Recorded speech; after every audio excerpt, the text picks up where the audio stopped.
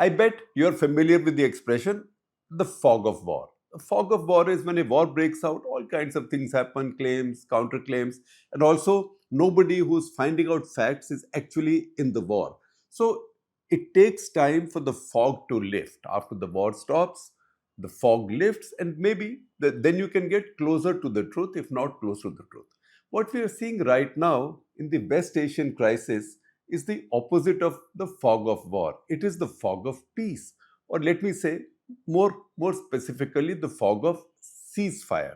Because what we've seen is not peace. It's not as if the war has been stopped and peace has descended. It is a pause. As General Dan Kane, the American Joint Chiefs of Staff, said, this is a pause. In this pause itself, there is a lot of fog. Where does the fog come in? First of all, both sides are claiming victory. It's a bit like any 1-2 day, 87-hour India-Pakistan conflagration where both sides claim victory, and usually public opinion on both sides goes along with it.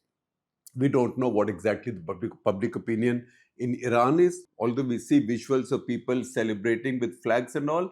But remember, Iran is also a country which hasn't had internet for a very long time. It's easy to collect crowds there for these events. I'm not saying that is the case and Iranians are not celebrating.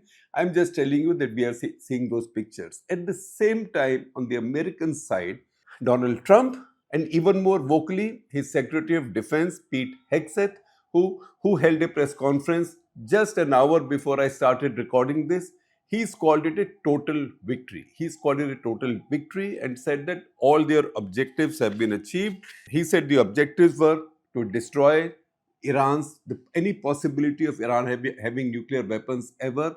That's now been done, to completely diminish Iran's ability to make ballistic missiles. That is done. Also to destroy Iran's military industrial complex. That has also been done, etc., etc. So there are claims on both sides. The Iranian side also is claiming victory, and they are saying that it is because of the way we fought back that the Americans finally had to seek an off-ramp.